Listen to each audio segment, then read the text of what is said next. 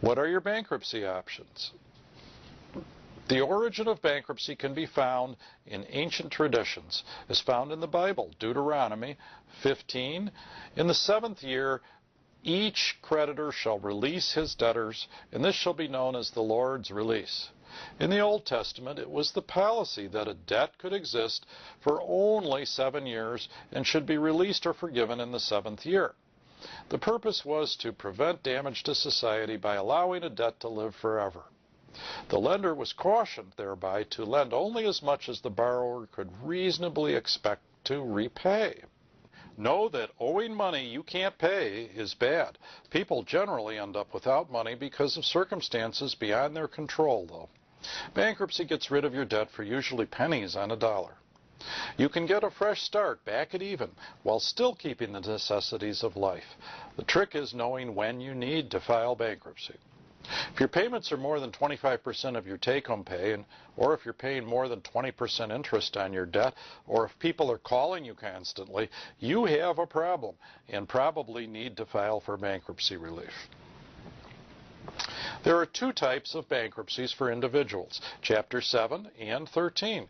Farmers can use Chapter 12, and Chapter 11 is rarely used for high-income individuals. Chapter 7 bankruptcies can relieve you of credit cards, medical bills, payday loans, and other unsecured debt. Chapter 7 bankruptcy will eliminate your debt and allow you to keep your house if your equity doesn't exceed your necessary federal or state exemptions. If you have a lot of equity in the house, you can always file a Chapter 13, reorganize the debt, and keep your home.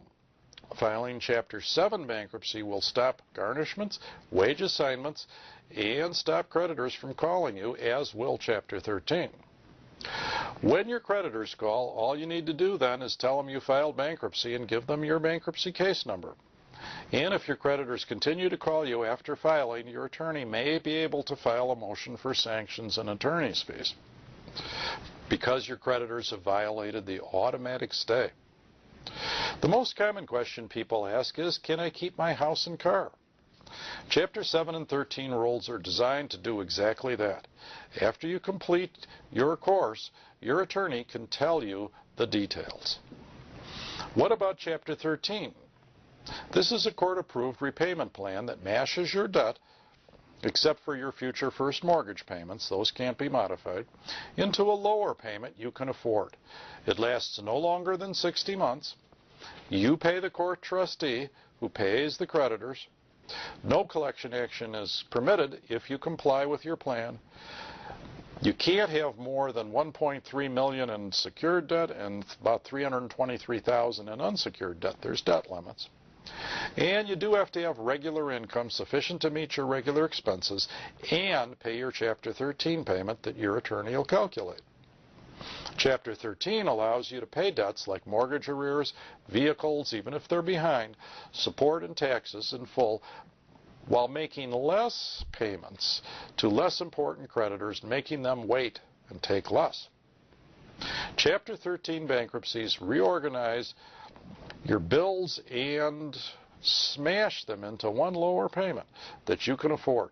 Chapter 13 bankruptcy includes most of your debts and can get you caught up on your car or your house if you fell behind.